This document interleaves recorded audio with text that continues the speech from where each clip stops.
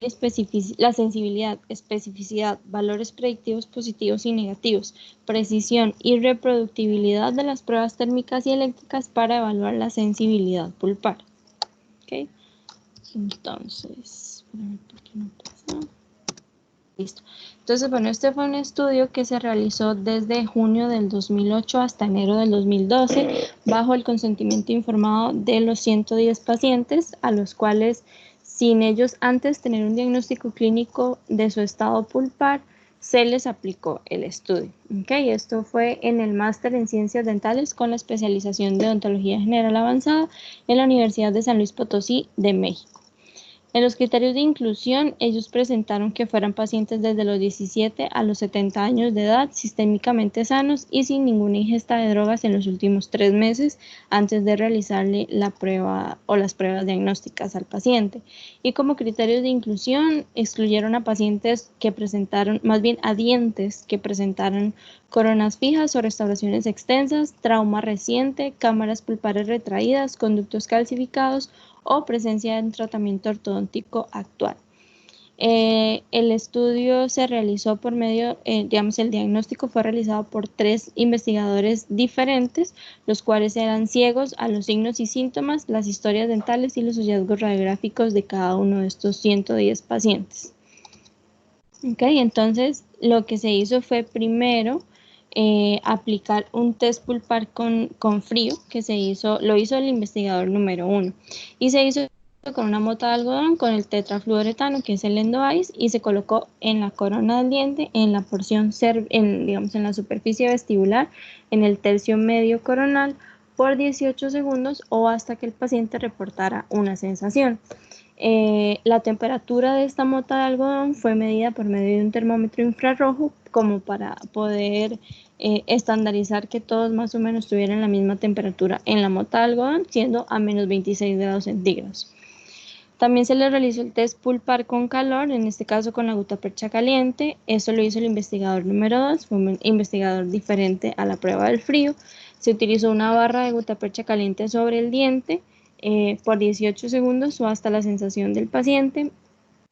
Igual con un termómetro infrarrojo se midió la temperatura en todos los pacientes, siendo de 80 grados centígrados.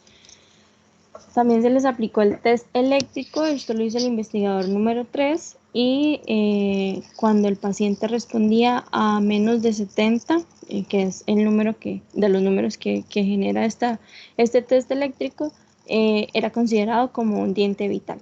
Entre cada uno de sus 3 tests hubo 5 minutos de tiempo como para que obviamente el paciente se recuperara un poco. Todos los dientes fueron evaluados por medio de esos 3 tests y además se utilizaron 12 dientes que tenían un tratamiento endodóntico previo y se utilizaron como controles negativos. Después de realizar estas 3 pruebas, esto se compara, o lo ideal es compararlo con un estándar ideal o un estándar de referencia, puede llamarse de las dos formas.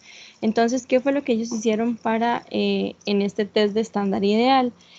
Lo que se hizo fue, pues se les colocó anestesia a los pacientes, se realizó un aislamiento absoluto y el gold estándar, que es el estado pulpar del diente, se detectó haciendo una apertura en la cámara pulpar. Y el estado pulpar, ya fuera vital o necrótico, se determinó al observar o no sangrado dentro de la cavidad de acceso. Entonces, la presencia de sangrado indicaba vitalidad y la ausencia de sangrado indicaba que la pulpa estaba necrótica.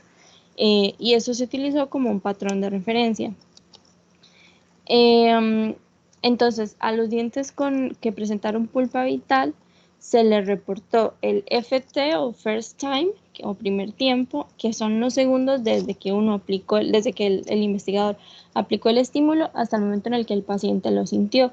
Y esto tanto en las pruebas de frío y de calor, porque con la eléctrica sí nos daba un número, entonces era un poco más exacto de medir. Y el ST o el Second Time, segundo tiempo, que son los segundos desde que se removió el estímulo en el paciente y hasta que el paciente dejó de sentir esa sensación.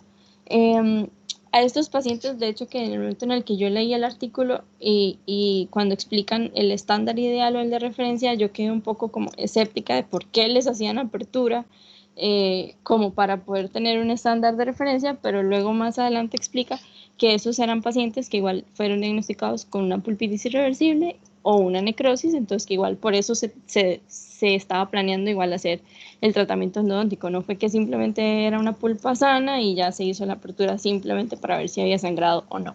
¿Okay? Entonces estos pacientes fueron programados para hacer el tratamiento endodóntico por presentar o pulpitis irreversible o una necrosis pulpar. ¿Ok? El análisis estadístico de... se realizó, bueno, se tomó en cuenta un diente por cada paciente, se identificaron verdaderos positivos y falsos negativos, y falsos positivos, perdón, y verdaderos negativos y falsos negativos. Basado en estos resultados, se calculó la sensibilidad, la especificidad, los valores predictivos, positivo y negativo, la precisión, la prevalencia para cada test.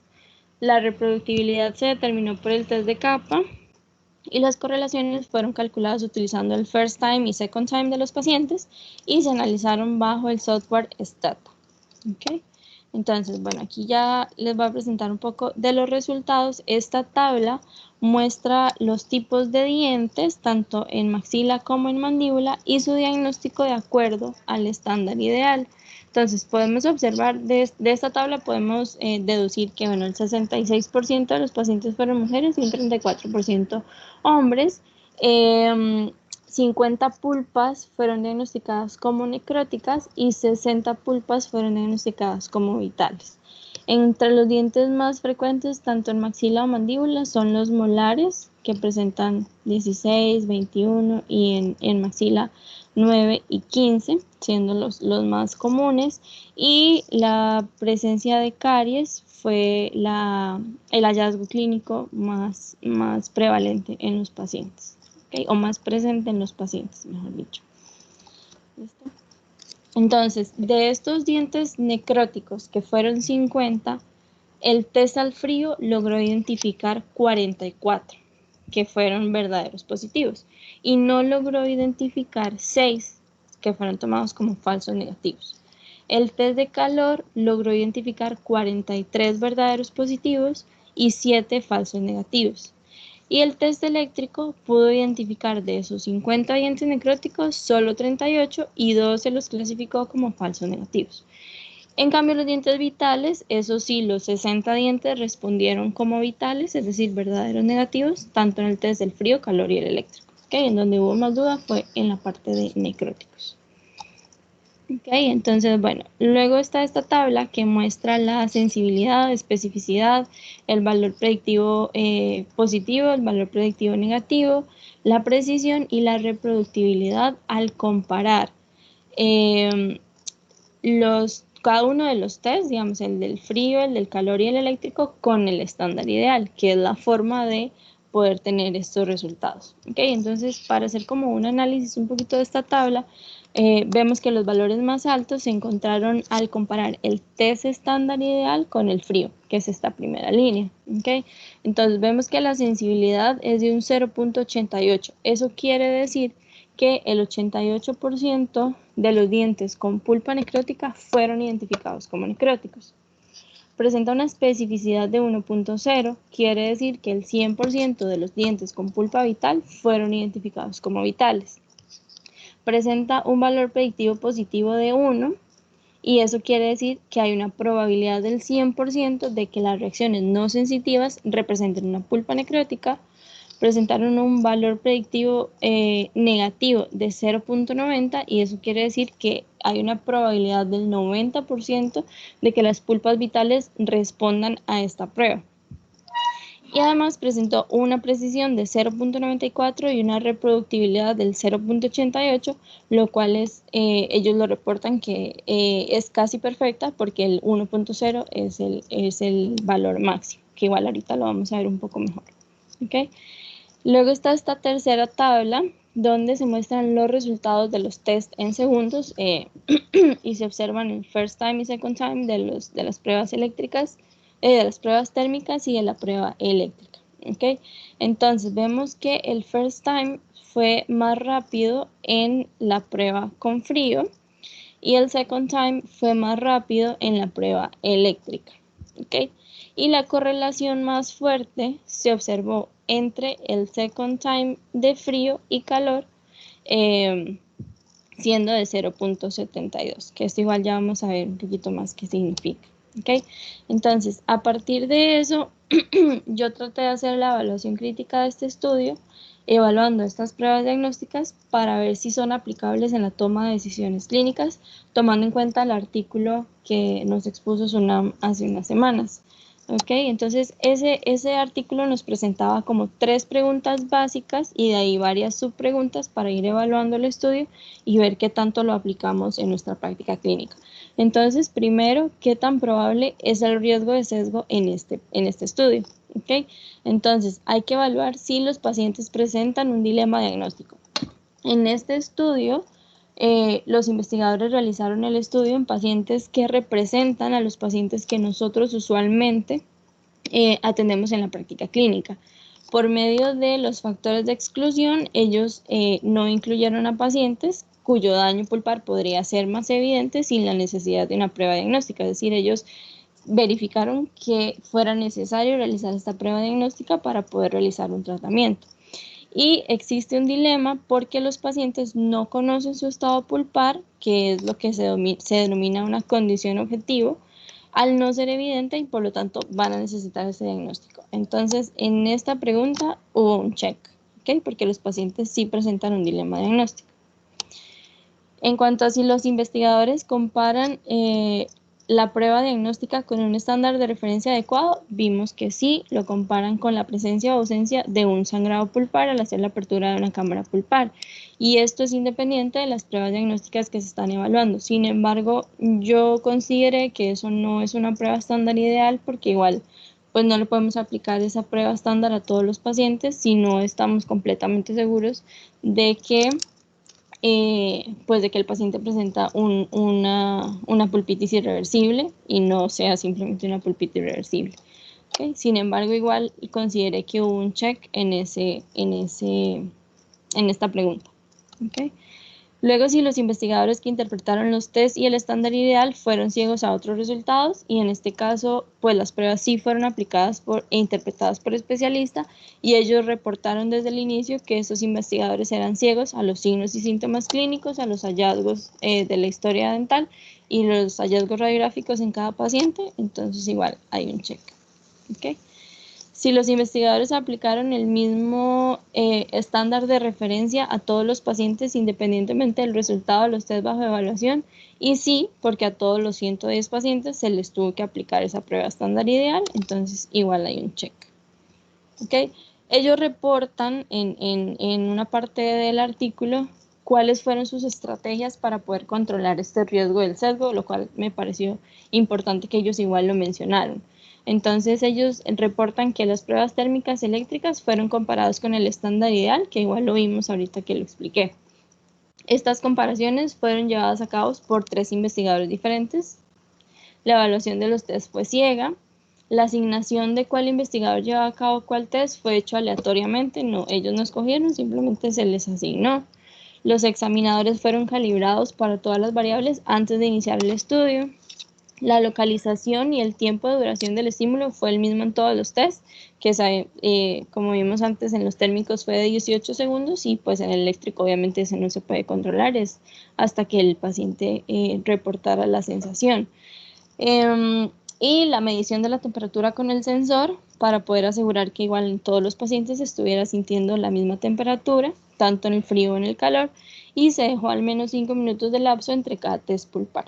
Okay, esas fueron como sus estrategias para controlar ese riesgo de sesgo. La siguiente pregunta, que fue la segunda, es cuáles fueron los resultados y el análisis de estos resultados.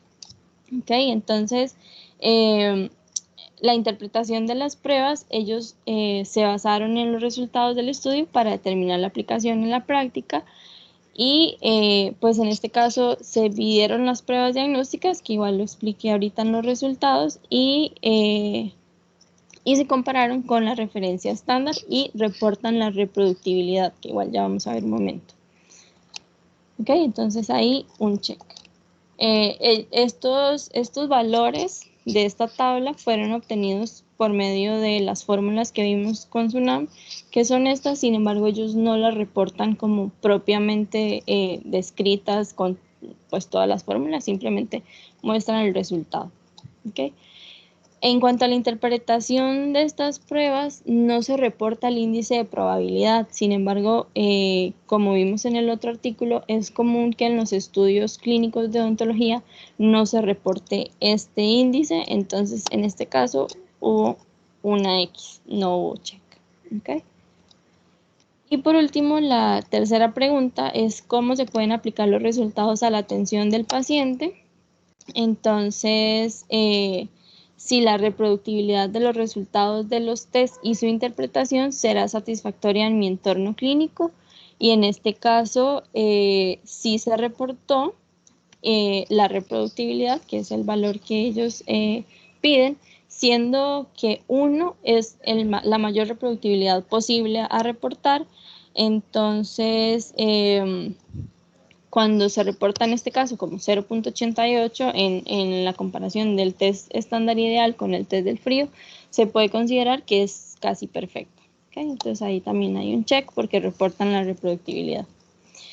Si los resultados se aplican a los pacientes en mi entorno clínico, y en este caso sí, porque como dijimos antes, las características de estos pacientes son muy similares a los pacientes que se presentan tanto a nosotros en la consulta a la universidad como los que se nos van a presentar en la consulta privada en su momento, sobre todo por el rango de edad y todas esas cosas. Entonces, además que ellos pues se aseguraron de que no tuvieran compromisos sistémicos o algunas comorbilidades que pudieran afectar o confundir estos resultados. Entonces, en este caso también hay un check. Y luego, si los resultados de la prueba cambian mi estrategia de manejo del paciente, en este caso, como no se reportó el índice de probabilidad, no se puede dar una respuesta definitiva a este porque no fue reportado. Y si los pacientes van a obtener mejores resultados después de la prueba, en este caso sí. Entonces, hay un X y un check. Y como conclusiones, entonces, tanto del estudio como del análisis, podemos saber que los resultados de este estudio determinaron que la probabilidad de que una reacción no sensitiva del paciente indique la presencia de una pulpa necrótica, que es el valor predictivo positivo, fue de un 100% en los 3 test evaluados. La probabilidad de que una respuesta sensitiva represente una pulpa vital, es decir, un valor predictivo negativo, fue de un 90% en el test al frío, un 89% en el test con calor y un 83% en el test eléctrico. Entonces, con la evaluación crítica del estudio, se demuestra que los resultados obtenidos en este estudio sí son válidos y aplicables en la práctica clínica. Y listo. Gracias. Bueno, muy bien. Oye, cuando el gol estándar, el test de referencia era sangrado, ¿no? Exactamente, la presencia de sangrado, la presencia o ausencia. Pero ese test realmente no es un gol estándar. No, de hecho, por eso en la parte del análisis dije que no era, o sea, es el gol estándar que ellos proponen, pero realmente no es una prueba ideal, porque no lo podemos aplicar en todos nuestros pacientes, como decirle, ay, voy a hacerle la apertura para ver si realmente confirma el diagnóstico. Y no es algo aplicable en ese sentido. Y entonces, ¿cuál sería el gol estándar ideal para comparar con esos test, con los 3 test? Doctor, pero en el artículo sí explica que la referencia estándar no siempre tiene que ser la ideal y tampoco es siempre aplicable. Y el sangrado sería como que esa referencia. Eso más exacto. Sí, porque pues, como dices que no es la ideal, ¿sí? Pero Sí. pues esta no es la ideal, pero es la que se puede utilizar. Sería el gol estándar, digamos, de referencia. Exactamente.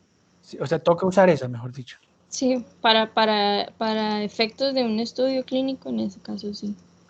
Y porque llama la atención que lo hayan aceptado en el JOE. Exactamente. El artículo en el JOE donde pone el test de referencia sangrado, pues debe ser, no es el de referencia, pero pues no es el ideal, pero pues es el de referencia, perdón. Sí. Y, ¿alguien tiene alguna pregunta? Yo tengo una pregunta. No, A ver. claro. Cuando estaban haciendo el estudio Sí. y determinando que no había sangrado, bueno, en el estudio indicaban de que si había sangrado ya en la porción apical del conducto, ¿lo incluían como necrótico o Sí, cómo lo incluían? cuando, digamos, al hacer la apertura no encontraban sangrado, pero encontraban un sangrado en la porción apical, digamos que al remover tejido, lo que sea, lo iban a considerar como necrótico de igual forma. Ah, bueno, perfecto. Sí, eso Ya. sí lo decía. Buena pregunta, Dayana. Bueno, ¿quién sigue? Muy bien, Fabianita. Muchas gracias. Felicito, gracias. Ok, y aquí tengo ¿Quién, pantalla. quién sigue, Daniela o Dayana o Doménica? ¿Tienen ¿Quién? yo, doctor? Dayana.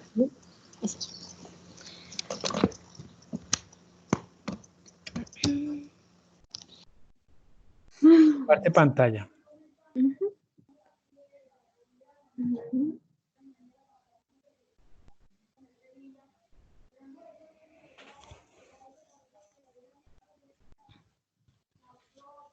Ok, ahí. Ahí pueden ver. Sí, Sí, Sí, ya. se ve. Ya lo puse en presentación. Dale, cuando quieras, Dayana, te empiezas. Bueno, perfecto. Bueno, entonces, buenas tardes a todos. El artículo que igual, como Fabiana, bueno, eso es un artículo sobre diagnóstico. El mío es un estudio clínico que evalúa pues la validez de las pruebas existentes para ver si hay vitalidad en el diente, en la pulpa. Este es un estudio, bueno, los autores, perdón, este es un estudio que ha sido citado 45 veces y tiene un factor de impacto de 1.62, así que está más alto que 1, así que es más citado de lo general y ha sido más citado en el año 2018. Este es el primer autor, Rebeca, que, bueno, ella tiene 3 documentos, un total de citaciones y es un H-index de 3. Después tenemos el segundo autor, es Shizuko, que tiene un H-index de 7. Daniel Kaplan, que tiene un H-index de 26. Martín Trop, que tiene 184 documentos con un H-index de 58. Y el último autor, que es Fabricio Batista, él tiene 65 documentos publicados con un total de 4.725 citaciones y un H-index de 39. Y este artículo es del YADA, que está en el cuartil número 1. Bueno, entonces, como introducción, la parte más importante de un plan de tratamientos es el diagnóstico, en el cual en endodoncia es esencial la determinación precisa de la vitalidad o no vitalidad pulpar. El tejido pulpar no puede inspeccionarse directamente antes de que comience el tratamiento endodóntico. Por lo tanto, se debe utilizar métodos indirectos para determinar la vitalidad pulpar. Esto porque la pulpa está encerrada dentro de una barrera calcificada y no podemos verlo. Tenemos que utilizar métodos indirectos. Las pruebas más utilizadas son las pruebas térmicas y eléctricas, y estas van a estimular la pulpa mediante el movimiento de líquidos de la dentina a medida que cambia la temperatura o la corriente eléctrica, y esto va a proporcionar una estimulación eléctrica a los nervios pulpares. Esos resultados ideales, bueno, uno desearía resultados ideales para una prueba de diagnóstico, que dé positivo cuando haya enfermedad y que sean negativos cuando no hay enfermedad. Sin embargo, pues en endodoncia aplica diferente para que tomarlo en cuenta. Si da, si da positivo, que el resultado dio positivo, significa que hay vitalidad pulpar, y si dio negativo, pues significa que no hay vitalidad pulpar. Los resultados de estudios anteriores han demostrado una alta proporción de respuestas falsas positivas y falsas negativas asociadas con las pruebas eléctricas y térmicas. No puedo pasar. Y bueno, entonces se han determinado pruebas eléctricas, también se ha utilizado pruebas en frío como en el dióxido de carbono y el diclorodifluorometano, o conocido como ENDOICE, y estos son métodos eficientes para el diagnóstico pulpar. En este estudio solamente mencionan estos. Ya sabemos que también hay otras pruebas, como son las pruebas de calor, pero en este estudio no lo incluyeron. El diagnóstico correcto se traduce que se debe tener el diente identificado correctamente para que se pueda ofrecer el mejor tratamiento y por lo tanto abordar la queja principal del paciente. Entonces, es necesario la validez de una prueba de diagnóstico y esto se va a describir mejor por su sensibilidad y su especificidad. Entonces, si recordamos, entonces la sensibilidad es la proporción de casos que correctamente fueron identificados mediante las pruebas de diagnóstico o que estas dieron positivas a la prueba. Por ejemplo, si una prueba eléctrica tenía una sensibilidad de 8%, significaría que si tiene una sensibilidad de 80%, significaría que el 80% de los dientes vitales van a responder a la prueba eléctrica. Y también está la especificidad, que es la proporción de casos que correctamente fueron no identificados por medio de las pruebas de diagnóstico o que dieron negativas a estas pruebas. Por ejemplo, si la prueba eléctrica tenía una especificidad de 70%, pues esto va a significar que el 70% de los dientes necróticos no van a responder a la prueba eléctrica. Y bueno, entonces para evaluar lo que es la utilidad clínica de una población dada, esto se da más por sus valores predictivos positivos y sus valores predictivos negativos. En donde los valores predictivos positivos, pues es la proporción de resultados positivos de la prueba. Y, pues, bueno, por ejemplo, si la prueba eléctrica tuviera un valor predictivo positivo del 90%, eso significaría que el 90% de los dientes que respondieron a la prueba eléctrica fueron vitales. Y por lo tanto, el 10% restante serían resultados de falsos positivos. Y en cambio, los valores predictivos negativos, eso es la proporción de resultados de pruebas negativos, que no son casos. Por ejemplo, si la prueba eléctrica tenía un valor predictivo negativo del 60%, pues significaría que el 60% de los dientes que no respondieron a la prueba eléctrica serían necróticos, por lo que el 40% restante serían resultados falsos negativos. El objetivo de este estudio fue evaluar la validez de dos pruebas pulpares en frío que son comúnmente utilizados, que son el dióxido de carbono y el tetrafluoroetano, y una prueba eléctrica con el pulp tester para determinar la vitalidad de la pulpa utilizando la inspección directa de la pulpa como patrón de referencia. Entonces, al igual que el estudio de Fabiana, ellos utilizaron como el estándar la inspección directa realizando una cavitación y observar cámara pulpar si había sangrado o no. Entonces, en los materiales y métodos, fueron 150 pacientes, en los cuales se dividieron en 3 grupos. Un grupo en el que un diente se le aplicaba, a un grupo de dientes se le aplicaba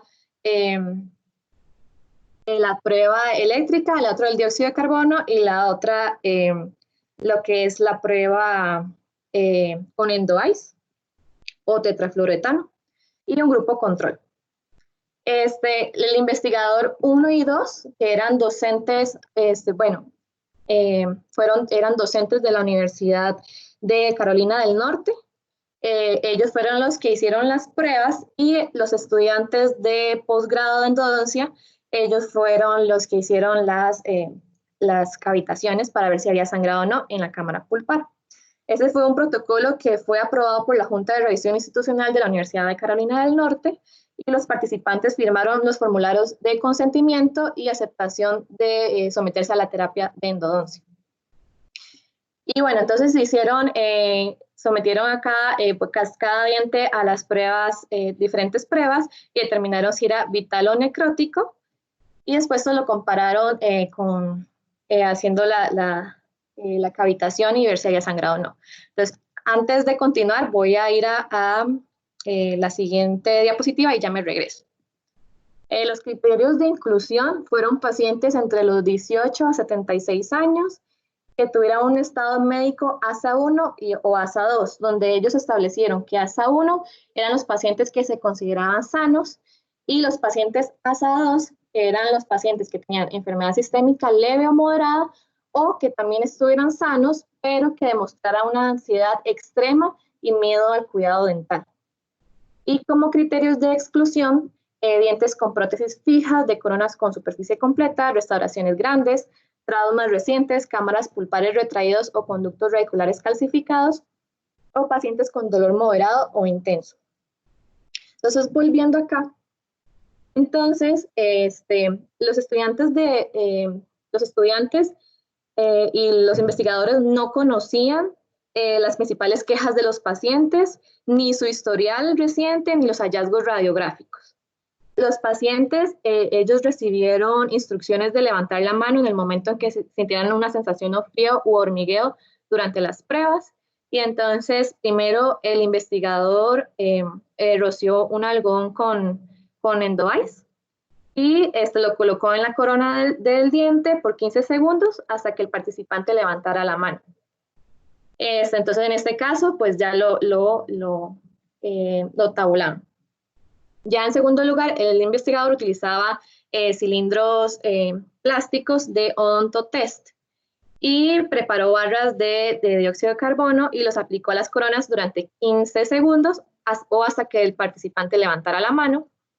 Y en tercero fueron las pruebas eléctricas, en el que el investigador aisló el diente usando rollos de algodón y luego utilizó el vitalómetro para aplicar lo que son los impulsos eléctricos y los participantes levantaban la mano si respondían o si los dientes que respondieron a un nivel inferior a 80, pues estos se consideraban vitales. Y ya al finalizar, entonces ya venían los estudiantes de posgrado de endodoncia y ellos lo que hacían era anestesiaban a los pacientes con lidocaína al 2%, hacían aislamiento absoluto y después accedían a la cámara y ya después registraron si la pulpa presentaba sangrado o no.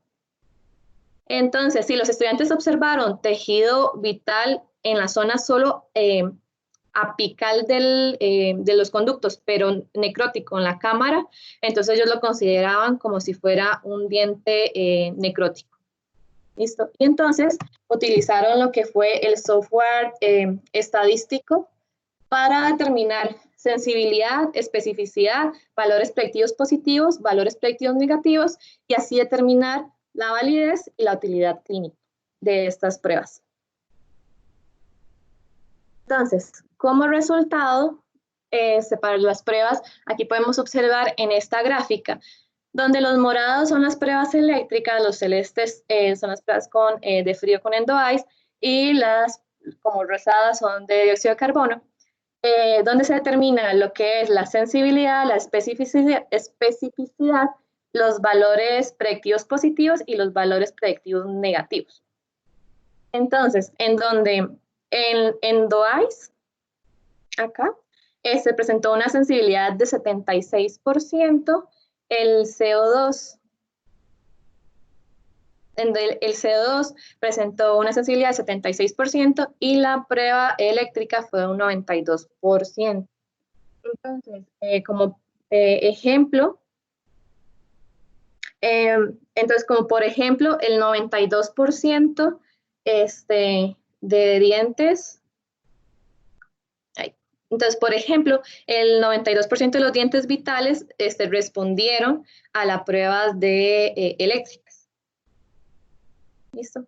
Y bueno, en las de especificidades, entonces fue un 89% con Endo-Eyes, un 92% con Endo-Eyes, un 89% con dióxido de carbono y un 75% con las pruebas eléctricas. Significa que entonces el 75% de los dientes necróticos no respondieron pues a las pruebas eléctricas.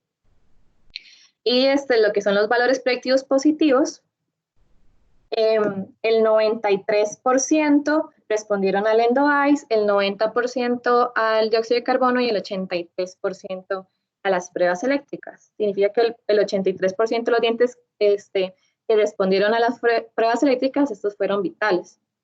Y los valores predictivos negativos, el 74% fue al ENDO-EYES, el 73% al dióxido de carbono y el 87% a las pruebas eléctricas. Como por ejemplo, pues entonces el 87% de los dientes que no respondieron a las pruebas eléctricas fueron necróticos. Listo. Entonces ellos también hicieron una tabla que muestra las combinaciones hicieron 2 combinaciones de las pruebas diagnóstico y en otro lado de las otras combinaciones que pueden existir al hacer las pruebas al mismo tiempo.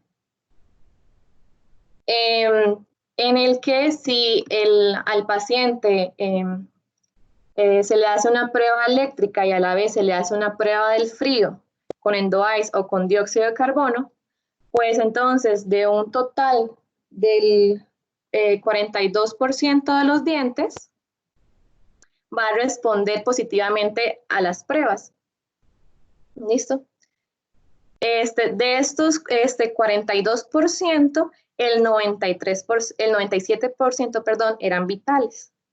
Y aquí podemos observar que el 33% de estos dientes que fueron combinación de prueba eléctrica junto con ENDO-EYES o dióxido de carbono, pues este 33% de dientes, el 90% dieron que eran necróticos.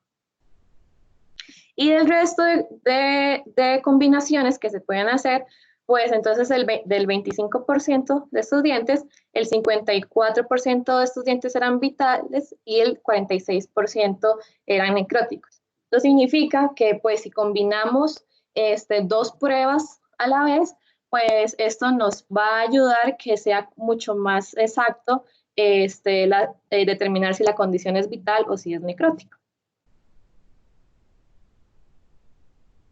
Como discusión, pues las pruebas eléctricas en combinación con el dióxido de carbono o un spray de ENDO-EYES va a proporcionar resultados más precisos que cualquiera de las pruebas por sí sola. Según Fuss y colaboradores en 1986, mostraron que las pruebas con ENDO-EYES, con dióxido de carbono y las pruebas eléctricas eran igualmente válidas cuando se usaban para evaluar la vitalidad pulpar en pacientes adultos. Y esto pues entonces concuerda con lo que se ha visto en esta investigación.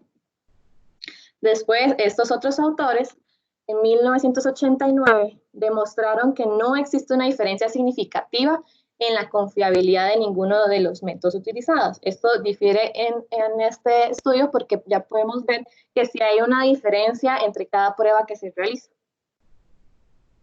Y Peterson en 1999 pues evaluó, en este caso sí evaluaron pruebas de calor con caliente, al frío con cloruro de etilo y las pruebas eléctricas para registrar la vitalidad pulpar y luego calcularon la sensibilidad, la especificidad y los valores predictivos negativos y positivos. En este caso, la referencia estándar también fue la inspección directa del tejido pulpar y los resultados fueron similares a este estudio. Sin embargo, pues la diferencia es de que en este estudio que acabo de presentar no se hicieron pruebas de calor. Conclusión, los resultados de este estudio sugieren que el uso de las pruebas eléctricas en combinación con una de las pruebas pulpares en frío comúnmente utilizadas va a proporcionar resultados más precisos para la evaluación de la vitalidad pulpar que el uso de uno de estos métodos solos. Bueno, haciendo un análisis con respecto al artículo, pues esto se supone que para hacer un análisis sobre diagnóstico, los estudios más concluyentes sobre diagnóstico son los ensayos clínicos aleatorizados o los estudios de corte transversales. Bueno, en este caso es un ensayo clínico aleatorizado, en donde pues entonces hay que responder ciertas preguntas para ver si esta información va a ser válida para la toma de decisiones clínicas. Entonces, ¿qué tan probable es el riesgo de sesgo o parcialidad? Pues hay que tomar en cuenta que estos tipos de estudios de diagnóstico de vitalidad como tal, pues no va a determinar si el diente o no va a necesitar un tratamiento endodóntico, porque esto va a depender está bien, sí es vital, pero también depende del tiempo en que dura esta respuesta, si es prolongado o no es prolongado, etcétera. Entonces, pues aquí puede haber un sesgo a la hora de aplicarlo en las decisiones clínicas, a la hora si vamos a hacer un tratamiento endodóntico o no. Si los pacientes presentan dilemas en el diagnóstico, cuando, por ejemplo, si una condición es evidente, pues no tendría necesidad de las pruebas diagnósticas y pues podría sobreestimar la prueba. No sabemos ni siquiera en este estudio qué tipo de diente era, o si ellos excluyeron dientes que tuvieran restauraciones muy grandes, pero no sabemos si teníamos caries bastante extensas, etcétera. Entonces podemos ahí tener pues un dilema. Y pues para que la prueba o una evaluación sea confiable, el investigador debe incluir en el estudio pacientes con manifestaciones tempranas de la enfermedad, donde exista cierta duda sobre el estado del paciente. En este caso, sí, los pacientes no sabían de su estado, sin embargo, no sabemos en qué grado estaban estos pacientes. Luego, la comparación de la prueba diagnóstica con un estándar de referencia adecuado. Pues, de nuevo, estándar de referencia para hacer lo que es un análisis o una investigación, pues es adecuado. Sin embargo, pues a la hora de hacerlo clínicamente no podemos realizarlo porque no todos los dientes que respondan que son vitales podemos abrirlos. Y también tomar en cuenta que existen otros estándares de referencias como lo que son los cortes histológicos, que estos sí ya nos determinan exactamente cuál es el estado pulpar de ese diente. La interpretación y estándar de referencia comparados con otros resultados. Si el investigador pues está consciente de los resultados de otras pruebas diagnósticas, puede verse influenciado inconscientemente. Y además, en este estudio, el investigador inicial pues hizo las primeras 3 pruebas, de las 2 de frío y la eléctrica, así que ahí podía haberse influenciado en qué iban a ser los resultados. Entonces ahí lo tenemos. Y bueno, se utilizó el mismo estándar de referencia a todos los pacientes. Sí se utilizó el mismo estándar de referencia a todos los pacientes. Sin embargo, lo que son las pruebas como tal, sí hubo diferencias, porque en este caso no se evaluaba, decía de que se hacía 15 segundos la colocación, por ejemplo, del frío en los pacientes, pero si el paciente levantaba la mano antes, entonces ahí iba a diferir en el tiempo. También no había un control de cuánta temperatura en realidad le estamos llevando a esos dientes, entonces ahí puede haber un sesgo. Después, ¿cuáles fueron los resultados? Los resultados en este caso pues reflejan la habilidad de la prueba para determinar el diagnóstico si era positivo o negativo, entonces todo bien. Aquí se midió la sensibilidad, la especificidad, la probabilidad de una condición y cuando era la prueba es positiva y la probabilidad de condición cuando la prueba era negativa. Y pues comparaba todo esto con la referencia estándar, entonces esto sí fue aplicado en este estudio. Después, ¿cómo se pueden aplicar los resultados a la atención del paciente? Si existe reproductibilidad de las pruebas e interpretación en un entorno clínico, pues se puede reproducir lo que son las pruebas, lo que es el estándar, ese sí no lo podemos reproducir en un entorno clínico. Los resultados se aplican a los pacientes en mi práctica. Sí se pueden aplicar estos resultados en mi práctica, sin embargo, si tengo un paciente que tiene calcificaciones en el conducto o si tiene una corona, entonces pues estas pruebas van a diferir y no se pueda replicar estos resultados. ¿Los resultados de la prueba cambian mi estrategia de manejo? Pues sí. Pero también se debe considerar de que existen falsos positivos o falsos negativos y si los pacientes van a obtener mejores resultados después de la prueba, esto queda en discusión porque esta investigación solo me indica si hay vitalidad o no, que nosotros a veces realizamos tratamientos endodónticos donde hay vitalidad, por ejemplo, cuando tenemos una pulpitis irreversible. Entonces, los resultados pues no me van a determinar como tal si voy a necesitar un tratamiento en el futuro o no, pero sí es una buena herramienta. Y, bueno, yo agregué, pero esto es algo extra porque no lo pidió el doctor, una checklist START 2015, que esta se aplica en lo que son estudios de diagnóstico. Entonces, pues en esta es una checklist y uno va diciendo si el estudio lo incluye o no lo incluye, y así podemos como lectores identificar si pues está completo o no. Entonces, en primero, si el título o el abstract identificaba como un estudio de precisión diagnóstica utilizando al menos una medida de precisión como sensibilidad, especificidad o valores predictivos, pues claramente sí se dio en este caso. También el abstract sí tenía un resumen estructurado de diseño de estudio, de métodos, resultados y conclusiones, pues sí se está cumpliendo. La introducción sí incluía antecedentes científicos, sí se incluía antecedentes, sí incluía los objetivos del estudio y sí los incluía. Después, con respecto a los métodos, si el diseño del estudio presentaba una recopilación de datos de si se planificó la prueba y la referencia estándar, y se realizó en el momento, entonces, bueno, o después, y en este caso sí, ellos referencian la planificación. Los participantes, si hay criterios de inclusión, y así es. Después, sobre qué se basa la identificación de los participantes potencialmente elegibles, sí, sobre síntomas, resultados previos a los tests o registro de inclusión, pues en este caso yo le puse que no, porque no me da una historia del paciente o por qué razón se le iba a hacer tratamiento endodóntico. No explican el estudio, entonces no sé si se realizó o no, en el que no sé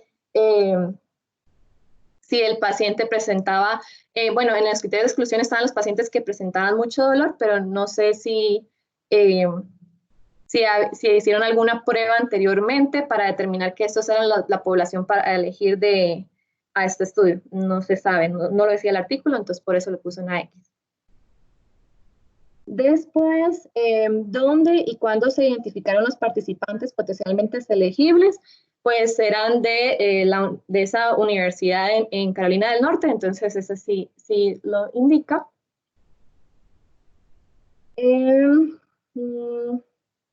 Sí, los participantes formaron una serie consecutiva aleatoria o conveniente. Pues no fue de manera aleatorizada, pero sí fue pues de una manera conveniente, entonces ellos sí lo están incluyendo, sí, pues sí lo identifica. Si las pruebas fueron con un suficiente detalle para determinar la replicación, y en este caso sí, ellos explicaron toda la prueba como tal y que se pueda replicar. El estándar de referencia presentaba un suficiente detalle para la replicación, en este caso también. Presentaba una justificación para elegir el estándar de referencia y si existía alguna alternativa, pues también.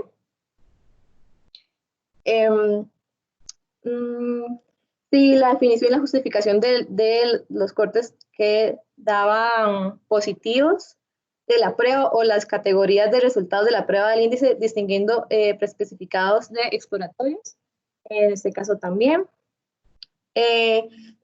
Vamos a ver, definición y justificación de los cortes de positividad de la prueba o categorías de resultados de estándar de referencia, distinguiendo respectivamente de los exploratorios también.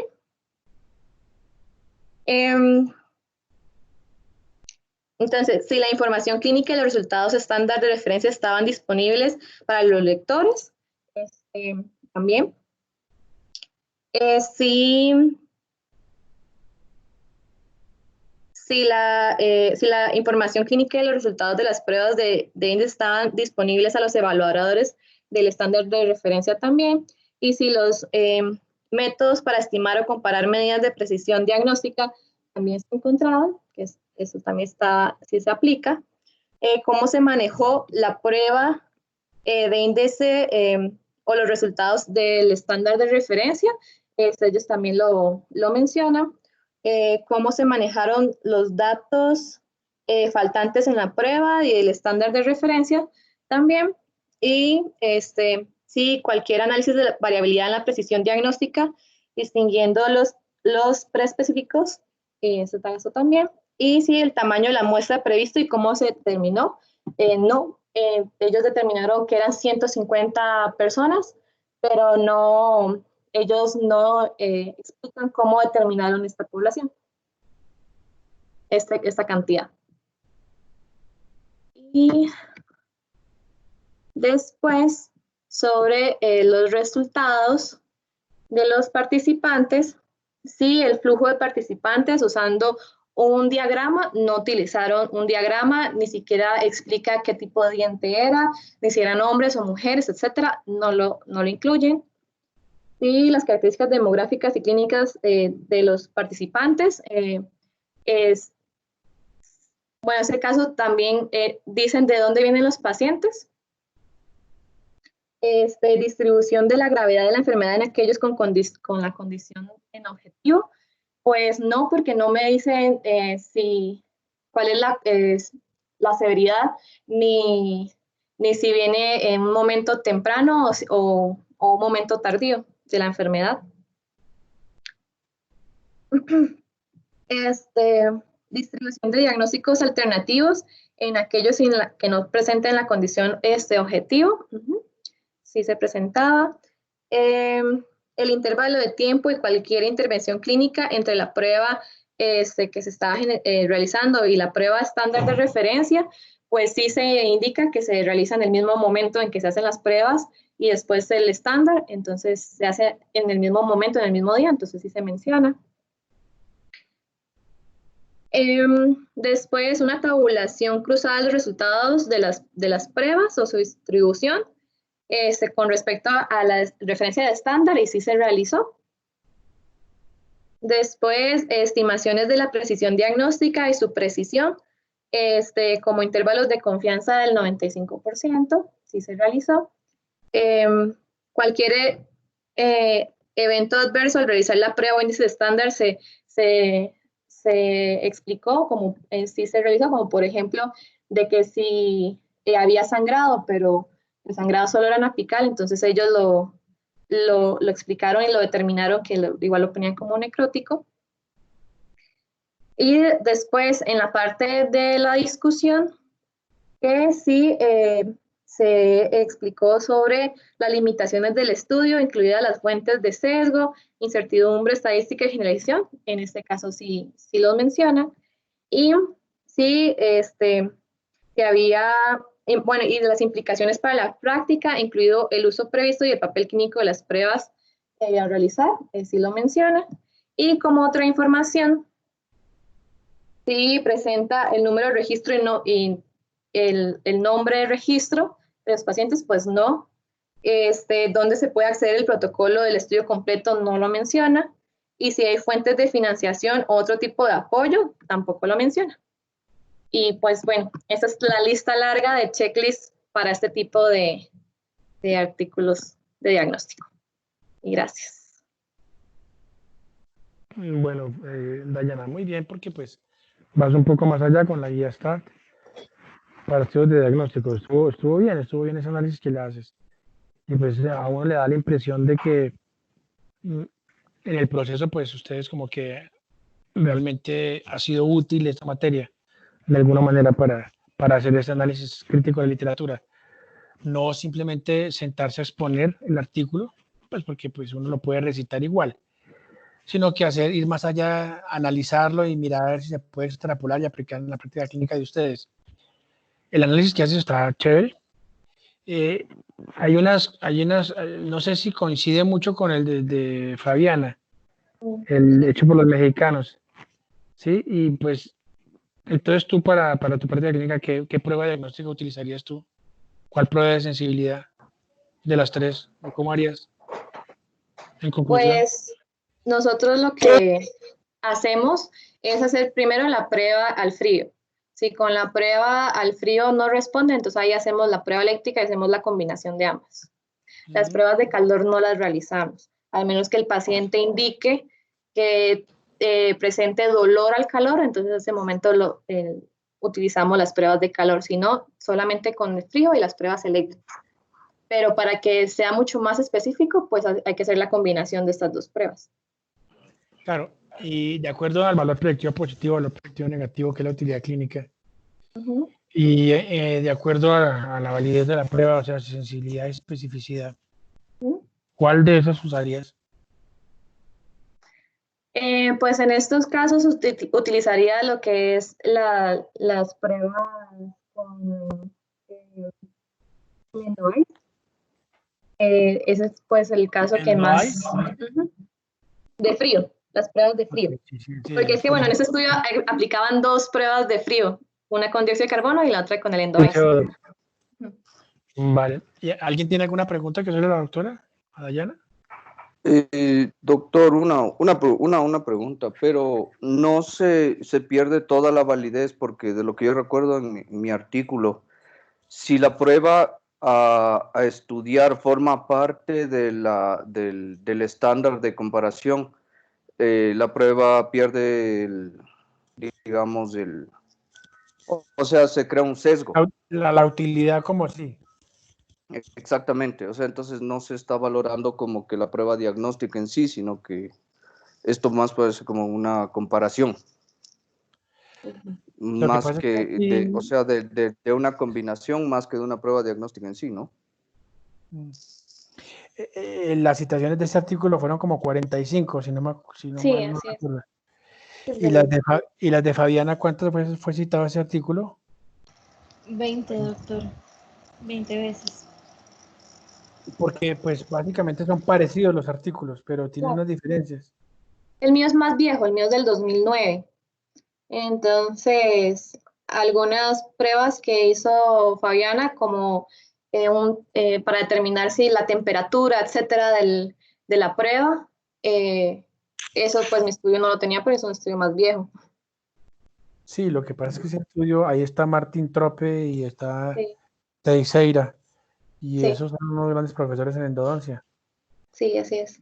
Ellos son muy reconocidos, entonces pues habría que mirar si de pronto Teixeira y Martín Trope tienen artículos más recientes sobre ese tema, o en qué están trabajando. Pero sabes una cosa chévere, o sea, me gustó el análisis, cambia la manera de mirar las cosas, ¿no? Claro. Los artículos, ¿sí? Y pues lo más importante es que ustedes puedan, de acuerdo a los preceptos de la medicina basada en la evidencia, tener la evidencia, las pruebas suficientes para ver si lo pueden o no lo pueden aplicar en su práctica clínica. Esa es la idea de hacer ese Claro. tipo de análisis. Bueno, muy bien, Dayanita, te felicito, gracias. Gracias. ¿Cómo fue, Dayanita? Muy bien las dos. ¿Quién sigue? ¿Sunam? Creo. Sí, doctor, yo. Eso, Sunam, hágale a ver, hermano. A ver. Vamos a escuchar al doctor Sunam. A ver. ¿Se ve ahí? Espera, se está proyectando. Todavía no. Se ve a Shehuaca ahí. Listo, ahora sí ya se ve. Dale, empieza. Perfecto. Entonces, para mi presentación de evaluación final, vamos a hacer un análisis de un artículo de una prueba diagnóstica, ¿sí? Este es el artículo que yo escogí. Sí, es un poco antiguo, pero digamos que al iniciar la lectura yo creí que tomaba los aspectos en comparación al artículo que yo expuse anteriormente, pero digamos que al leerlo, al empezar a analizarlo, encontré muchas inconsistencias. digámoslo así. Entonces, lo que vamos a hablar es, pero me pareció interesante porque hoy en día se está apuntando a analizar más que la sensibilidad, la vitalidad en las pruebas diagnósticas. Y la prueba diagnóstica a analizar es la flujometría de láser Doppler. Entonces, bueno, para la bibliometría del artículo, primero tenemos el análisis como el artículo en sí. Este artículo tiene una citación, 63 citaciones y un impacto de campo de 1.18, según Scopus. En el análisis por autor, tenemos al primer autor, que es David Evans, que tiene 70 documentos, pero tiene un total de 1.621 citaciones y un H-index de 23. El número de citaciones de los autores fue una de las cosas que más me llamó la atención. Tenemos al Dr. James Reed, que tiene 34 documentos y 351 citaciones y un H-index de 10. Y tenemos al Dr. Ronald Strand, que tiene 69 documentos con un total de citaciones de 1.074 y un H-index de 20. Tenemos a David Stirrups, que tiene 56 documentos y 1.026 citaciones y un H-index de 27. Si se dieron cuenta en la línea de tiempo de los autores, pese a que los autores dejaron ya de publicar hace mucho tiempo, las citaciones han ido en aumento. Tenemos el análisis del journal donde fue publicado, que es el Journal of Dental Traumatology, que actualmente se mantiene en el cuartil 1 con un H-index de 74. Entonces, para la descripción del artículo, tenemos como introducción, hablando sobre el diagnóstico pulpar, que lo que pretende es determinar la vitalidad pulpar, y esta puede resultar en un proceso muy complejo, ya que la pulpa se encuentra en un espacio confinado dentro de un tejido calcificado. Entonces no es evidente la vitalidad para el clínico. La fiabilidad de las pruebas convencionales, el autor se refiere a pruebas convencionales, a las térmicas y eléctricas, pueden variar mucho, y especialmente si los dientes son inmaduros o si han atravesado un proceso de trauma. Entonces, tenemos que la técnica de diagnóstico de la flujometría Doppler es una técnica diagnóstica electroóptica no invasiva. Esta detecta la vitalidad de los tejidos, lo que detecta mediante la presencia o ausencia de un flujo sanguíneo en los tejidos pulpares. Sí, entonces consiste en colocar una sonda de fibra óptica contra la superficie del diente, más o menos parecida a lo que hacemos en las pruebas eléctricas. Y esto lo que emite es una luz monocromática que atraviesa la corona del diente, y la cantidad de luz que se refleja es lo que nosotros vamos a leer como el movimiento de los eritrocitos dentro de la corona. Entonces, esto es como normalmente se ve una flujometría. Lo que vemos en el lado del diente vital es las unidades de perfusión, que esto nos indica que existe una vitalidad de la pulpa, mientras que en el lado de la flujometría, donde están por debajo de 10, se ve de las unidades de perfusión, se compararía a un diente necrótico o con necrosis, ¿sí? Entonces, lo que este flujo de la señal, lo que se leen es en unidades de perfusión. Esto que quiere decir que esta es una de las primeras pruebas que en realidad nos dan una medida para determinar la vitalidad pulpar, más que una sensibilidad de positivo o negativo que puede ser muy subjetiva al paciente. Entonces se estima que se podría entender de mejor manera los cambios patológicos que ocurren en el tejido pulpar después del trauma dental.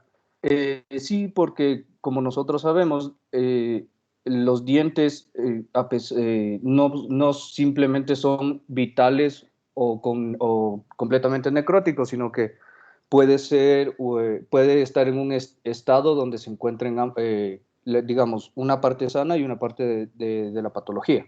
Entonces, el objetivo fue comparar la fidelidad de la flujometría de láser Doppler con las pruebas estándar en el estado pulpar de dientes anteriores traumatizados. Entonces, ¿cómo se inició digamos, la toma de datos para realizar este estudio? Entonces, en los materiales y métodos tenemos que todos son pacientes que atienden al Glasgow Dental Hospital, al Departamento de Salud Dental en Niños. Entonces, lo que se hizo fue dividir en dos grupos. Uno donde se determinó mediante pruebas de estándar que como no vitales, y un grupo de dientes vitales. Entonces, lo que se tomaron en el grupo de dientes no vitales, de 55 pacientes entre 8 y 33 años, se tomaron 67 dientes, ¿sí? Y los criterios de inclusión y exclusión era que los dientes tenían que tener pulpectomías, diagnosticados con necrosis, basados por lo menos en dos criterios clínicos. En este caso, lo que se hizo fue con una sensibilidad negativa, cambios radiográficos o cambios en la pigmentación de la corona. Y en el grupo de los dientes vitales, lo que se hizo fue tomar 84 pacientes, de los cuales se tomaron 84 dientes anteriores con un historial de trauma dental de la zona anterior. Ahora bien, para los criterios, continuando con los criterios de inclusión, se hizo un exhaustivo examen de la historia clínica realizada por un solo examinador. Los dientes referidos para tratamiento fueron sometidos a pruebas de sensibilidad y a la flujometría de láser Doppler. Entonces, se tomaron los dientes anteriores no traumatizados de la misma arcada también como referencia. ¿Eso qué quiere decir? Que dientes vitales o sea, de la misma arcada, podía haber dientes que estén con necrosis o vitales. Entonces, lo que se realizó fue una historia del dolor, la presencia de tracto sinuoso, se consideró digamos, la sensibilidad a la percusión, la coloración coronal, se tomó en cuenta también la sensibilidad utilizando cloruro de etilo y la prueba eléctrica, y los cambios radiográficos, donde también se tomó en cuenta que haya digamos, una área radiolúcida compatible con lesión periapical mayor a 2 milímetros, y la presencia de reabsorciones externas inflamatorias. Entonces, para las pruebas estandarizadas, el estándar de referencia se utilizó la prueba eléctrica. Sí, como todos sabemos, tiene un resultado dicotómico, o sea, o es positivo o es negativo. Se realizaron criterios radiográficos donde se eligió estandarizar la radiografía en un ángulo ortorradial, ¿sí? Periapical. Se inspeccionó que la lesión periapical mayor a 2 milímetros, o sea, si hay presencia de esto o una reabsorción externa inflamatoria. Y también se analizó si había una expansión del espacio del ligamento periodontal. Estas pruebas fueron analizadas 2 veces bajo magnificación y fueron registradas en una hoja de registro. Ok, entonces para nosotros analizar, bueno, para que el investigador analice la validez de la flujometría, lo que se utilizó fue un flujómetro Doppler, ¿sí? Bajo las indicaciones del fabricante, ¿sí? Se recogieron los datos durante 3 minutos y los datos se recogieron de una forma ordenada en una tabla, ¿sí? Y la flujometría Doppler se mide, o sea, también se puede arrojar, se puede analizar de 2 maneras. Una es, como ya les expliqué, por unidades de perfusión, que serían los picos altos en el análisis, o sea, en los registros que da la prueba. Y la otra es midiendo las ondas de vasomoción lenta, que en cambio es la longitud de esa onda. ¿Sí? Entonces, para obtener la lectura de esta prueba, se deben obtener 3 ondas similares consecutivas. Y lo que refiere el artículo es que esto puede tomar de 1 a 10 minutos incluso. ¿Sí? Entonces, el tratamiento de conducto se realizó un acceso a cámara. Esto para los dientes que se diagnosticaron como no vitales, ¿ok? Se realizó un acceso en cámara pulpar sin anestesia local. El acceso fue con una fresa multilaminada a baja velocidad para no alterar el estado pulpar. Y se utilizó bajo aislamiento absoluto con tela de caucho. Se introdujo al conducto un tiranervio para remover los contenidos pulpares. Y el contenido pulpar se clasificó en dos grupos, ¿sí? Entonces, esto sí no sabía yo. Se dice que la pulpa está necrótica cuando la cámara y la pulpa radicular está sin sensibilidad y es necrótica en su totalidad. En cambio, se dice que una pulpa tiene necrosis cuando no es sensible, pero conserva parte de la vitalidad. Ok, entonces, para analizar los resultados, primero se tomaron en cuenta los hallazgos clínicos. Entonces, de los 67 dientes del grupo de no vitales, 60 se tuvo que dividir en dos grupos.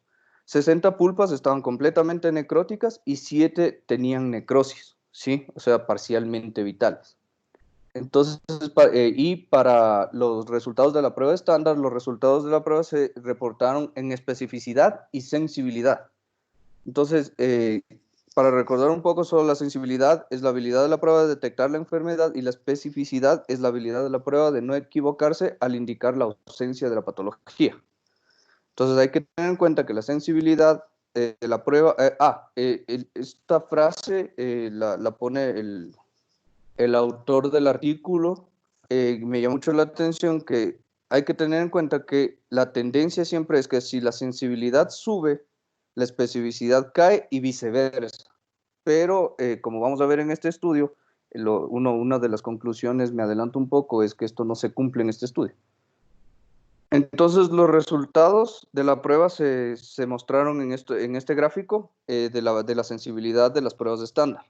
Entonces, muchas de las pruebas requieren de la respuesta subjetiva del paciente frío y en el caso de la percusión.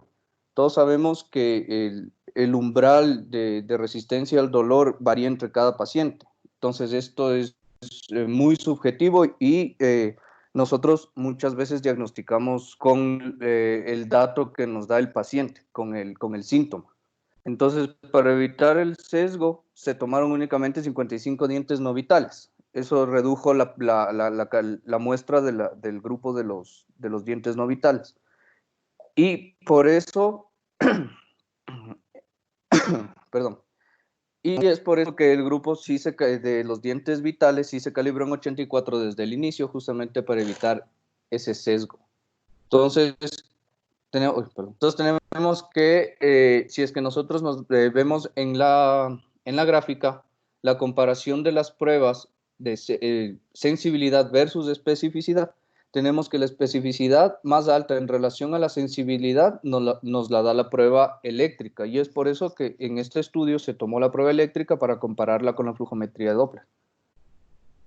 Entonces, los registros del grupo de los dientes vitales disminuyeron a 77 en la medición del segundo registro, que era de la vasomoción, la onda de vasomoción lenta. Y esto se debió a que, como se trataban de pacientes menores, la falta de colaboración del paciente no permitieron un registro adecuado para porque recordemos que para nosotros poder tomar la vasomoción podríamos necesitar hasta 10 minutos de que el paciente se mantenga quieto. Y entonces los resultados de los dientes no vitales tuvieron que ser divididos, como dije anteriormente, en dos grupos. Entonces, si nos fijamos en la tabla 1, voy a poner aquí el gráfico como referencia. Si se fijan en la tabla 1, se ve que los dientes vitales, los rangos de las unidades de perfusión, tienen que estar entre 8 y 82. No les puedo señalar.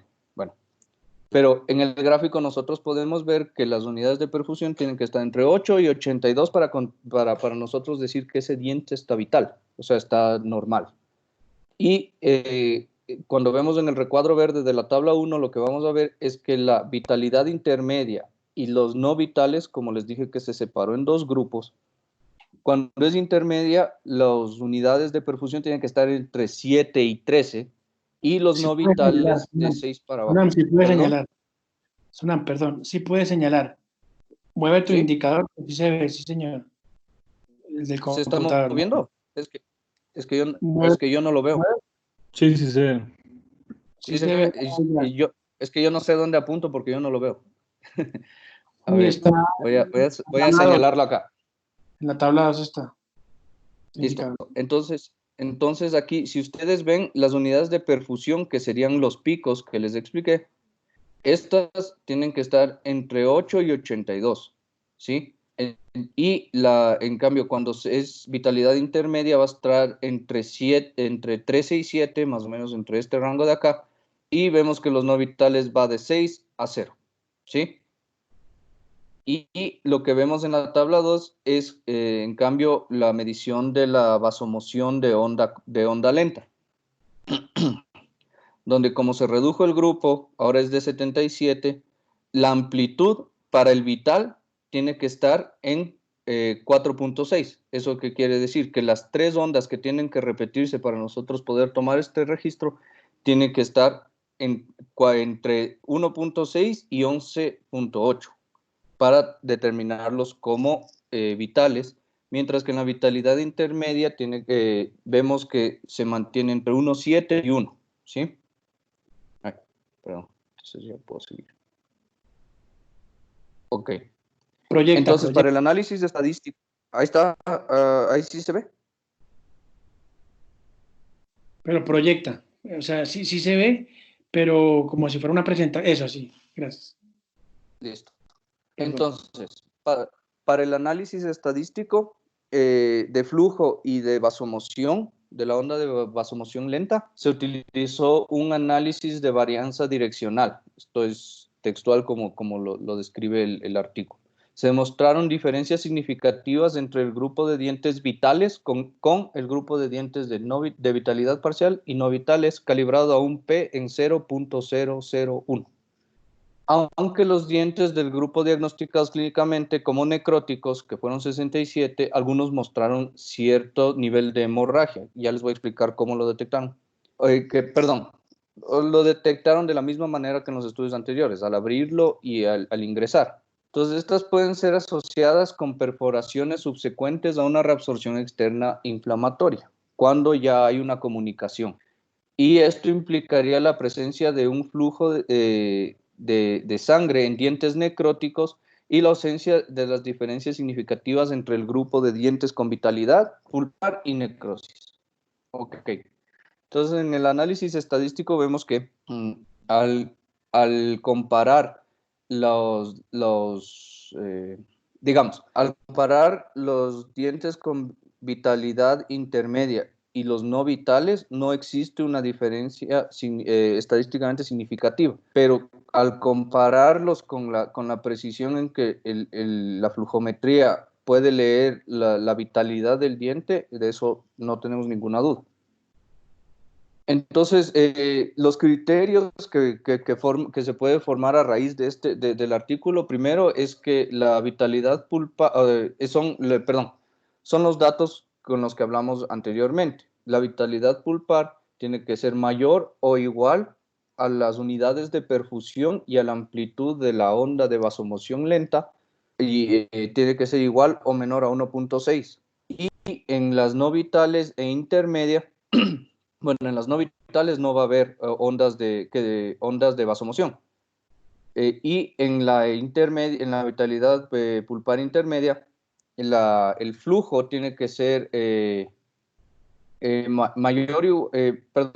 la amplitud de la onda de vasomoción lenta tiene que ser menor a 1.6, ¿sí?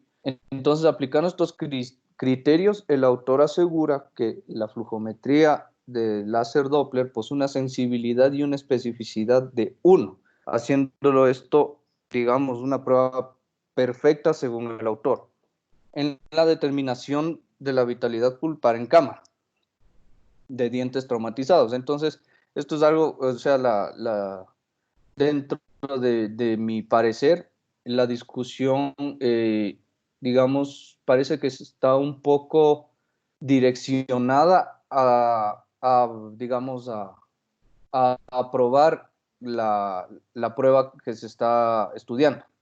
Porque hay otros estudios que confirman que las técnicas de sensibilidad en pruebas eléctricas, es de 0.87 y en la de frío es la de con cloruro de etilo es de 0.92. Entonces, es interesante ver la relación entre la respuesta negativa de las pruebas de sensibilidad convencionales y los dientes inmaduros, porque uno pensaría que al haber más tejido pulpar, tal vez podría haber más como sensibilidad de la prueba.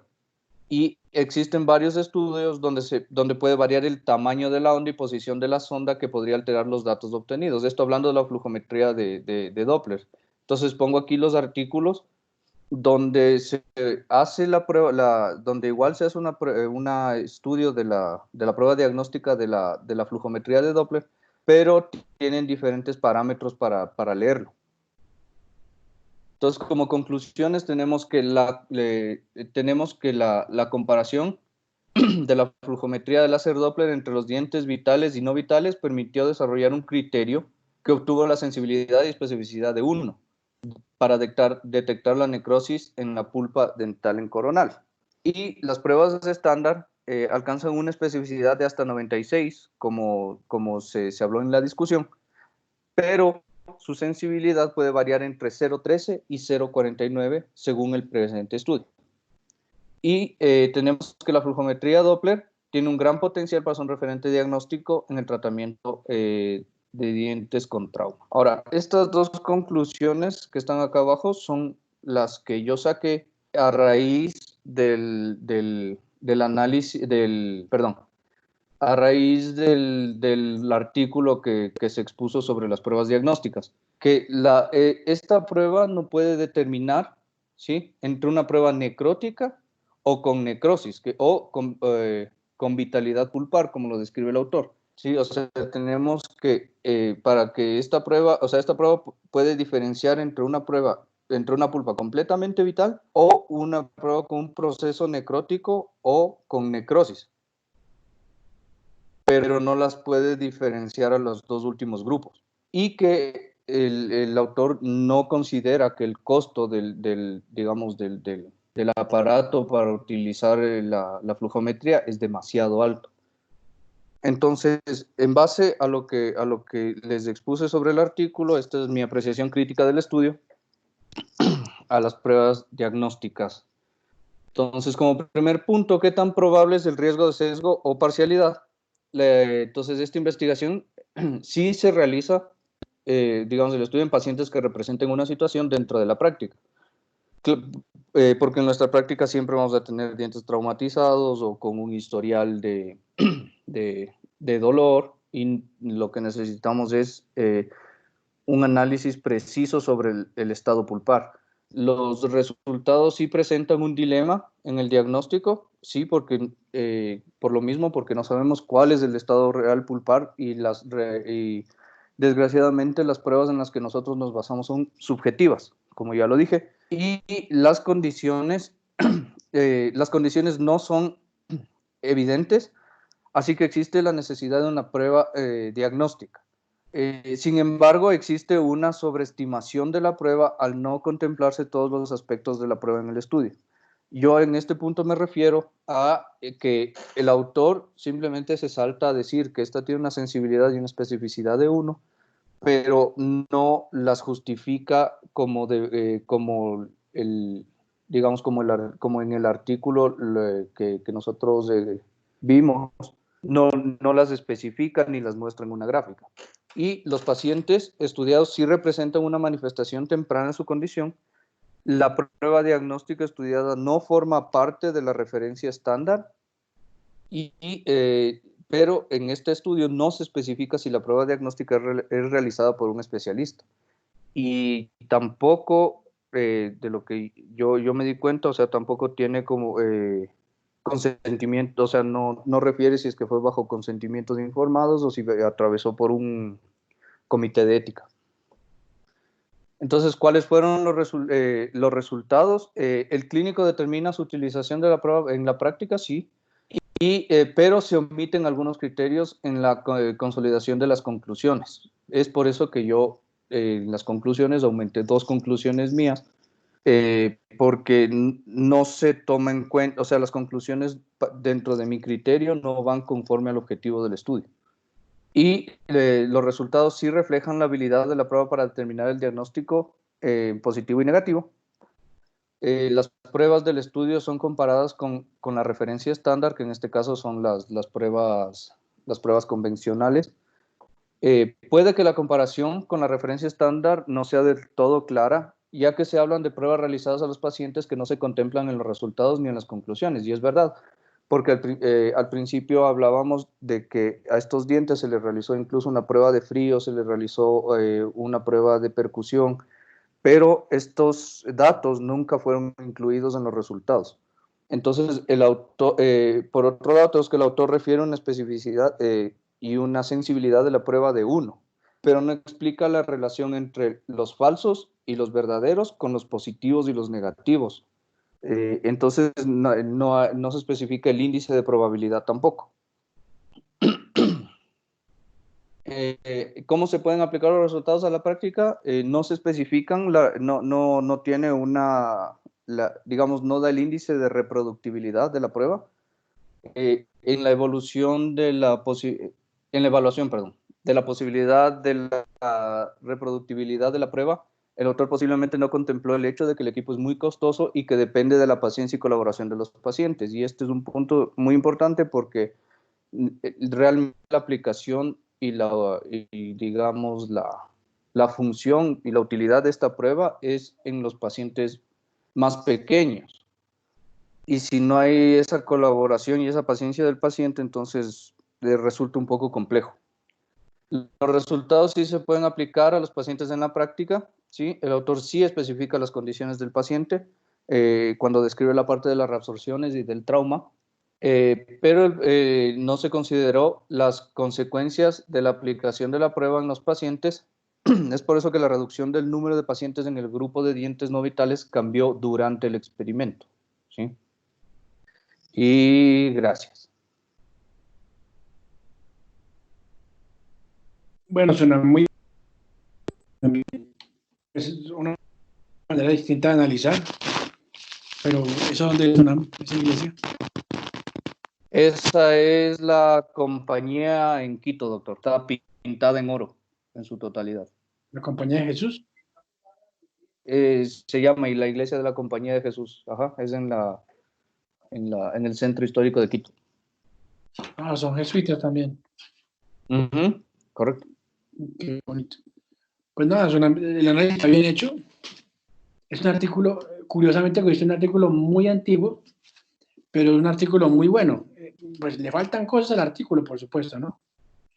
Pues porque fue hecho en el 99, creo, Claro, es en el 99, doctor, así es. por Evans. Pero el artículo, pues, es interesante. Por eso lo siguen citando, lo siguen considerando. Ajá. Tal vez fue el artículo que dio inicio a toda esta serie de análisis en pruebas diagnósticas, sensibilidad. Encontré que fue el primer artículo que analizaba la flujometría Doppler. Exacto, y para evaluar lo que es las pruebas de sensibilidad, o sea, eso también es interesante, él está tratando de buscar otro. ¿Ya las pruebas de las Doppler se usa? Yo no creo. Sí, seguimos con las mismas. La flujometría Doppler no, digamos que no está en la práctica diaria de todos. Era porque sí, debe ser un aparato era difícil de utilizar el Doppler, pero sí lo recomiendan porque esa es una de las pocas que da vitalidad y no sensibilidad. Exacto. Bueno, quedamos en que exponían ustedes hoy. Sí, doctor. Y la próxima clase pone la persona. ¿Es así? ¿Quién sigue después? ¿Doménica? ¿Quién sigue después? ¿Daniela? Doménica, Daniela y Nicolás. Ustedes tres, Daniela, Doménica y Nico y ya. Sí, señor. Sí. Sí, doctor.